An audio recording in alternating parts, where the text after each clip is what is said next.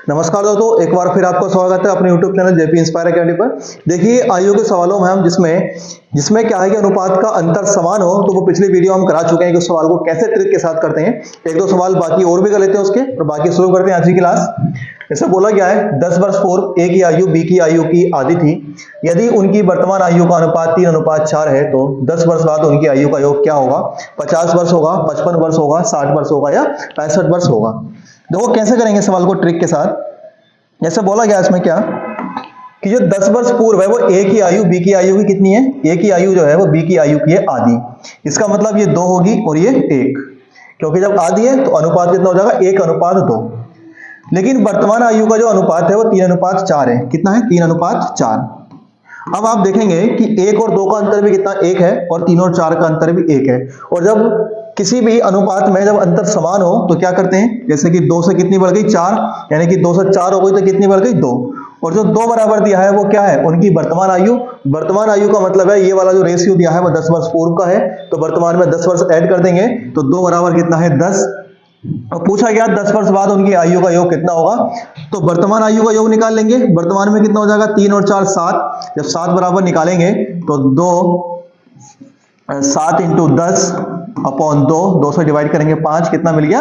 35 वर्ष। ये जो 35 वर्ष आ गई ये किसकी आ गई? वर्तमान आयु आ गई दोनों की। पूछा है 10 वर्ष बाद, जब 10 वर्ष बाद पूछी है दोनों की 10 बढ़ जाएगी, और 10 और 10 कितनी बढ़ेगी? 20, और 35 में जब 20 ऐड कर देंगे तो कितनी मिल जाएगी? 55 वर्ष। तो 10 वर्ष बाद दोनों की आयु का जो योग होगा वो 55 वर्ष होगा।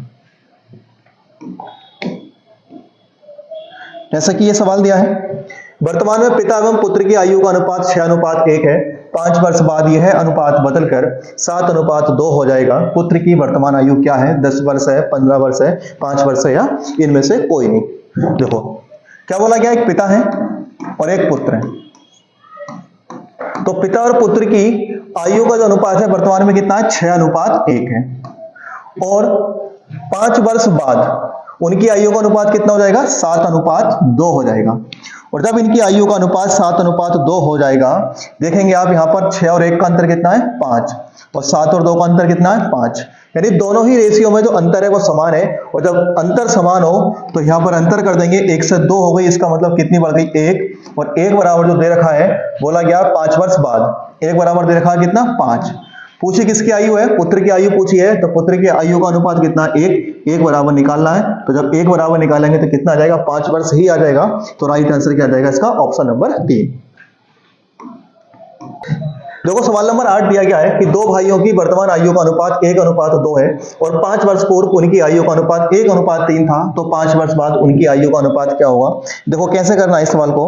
बोला गया है कि जो वर्तमान आयु का अनुपात है, 2 भाई हैं, तो भाई मान लेते हैं हम ए और बी, और उनकी आयु का जो अनुपात है वो 1:2 कितना है? 2। और 5 वर्ष पूर्व उनकी आयु का अनुपात था 1:3। अब आप देखेंगे यहां पर कि यहां पर जो अंतर है इनके दोनों के बीच का अंतर वो कितना? 1, और यहां पर अंतर कितना है? 2।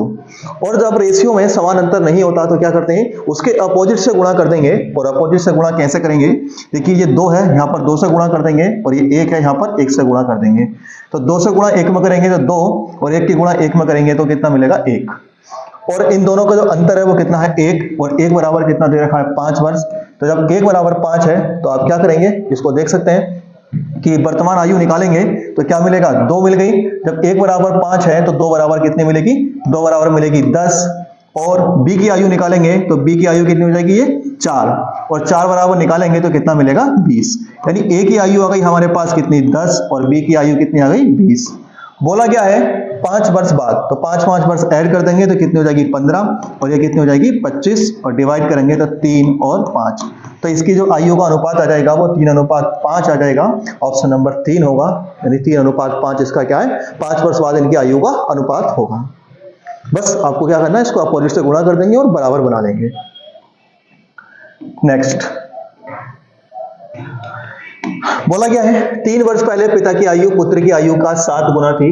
3 वर्ष बाद पिता की आयु उसके पुत्र से 4 गुना होगी। पिता और पुत्र की वर्तमान आयु क्या है? 25 7 वर्ष, 35 और 9 वर्ष, 45 और 9 वर्ष, और 55 और 11 वर्ष। देखिए एक पिता है और एक पुत्र है। बोला गया 3 वर्ष पहले पुत्र की आयु का कितने थे? 7 गुना। अगर ये 1 थे तो ये कितने थे? 7। और 3 वर्ष बाद कितने हो जाएंगे 4 गुना। अगर ये 1 है तो ये कितने हो जाएंगे 4। अब इनके बीच के अंतर देखेंगे तो आप यहां पर कितना अंतर है 6 का, और यहां पर अंतर कितने का है 3 का। और जब अंतर सेम नहीं है तो क्या करेंगे, अपोजिट से गुणा करेंगे। इसका मतलब है 3 से ऊपर गुणा हो जाएगी और नीचे 6 से। और जब गुणा हो जाएगी तो कितना मिलेगा, ये 3 सत्ते 21 मिलेगा, और ये कितना मिलेगा 6 चौक 24। और जब 6 चौक 24 मिलेगा तो कितना हो जाएगा, 21 से कितना बढ़ गया, 21 से बढ़ गया 3। और जो 3 बराबर दिया है, अब आप देखेंगे 3 बराबर कितना रखना है। तो 3 बराबर जो रखना है, अब आप देखेंगे कि यहां पर 3 वर्ष पहले की दी है और यहां पर 3 वर्ष बाद। और जब 3 वर्ष पहले और 3 वर्ष बाद की आयु जब काउंट करेंगे तो कितना मिलेगा 6, यानी 3 बराबर मिल गया हमें कितना 6। और जब 3 बराबर 6 मिल गया तो वर्तमान आयु निकालेंगे, और जब वर्तमान आयु निकालेंगे तो यहां पर कितना मिलेगा 3 सत्ते 21, यानी कि 21 बराबर निकालेंगे तो कितना मिलेगा 3 दूनी 6 और 21 दूनी 42। ये किसकी मिल गई आयु, ये मिल गई हमें पिता की आयु 21 दूनी 42।